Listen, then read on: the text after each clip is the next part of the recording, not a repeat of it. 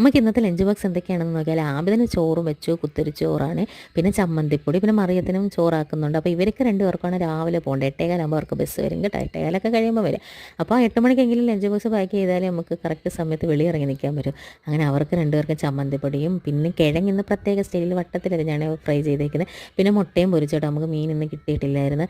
പിന്നെ ടിഫിന് നമ്മൾ മഞ്ചാണ് വെക്കുന്നത് കേട്ടോ.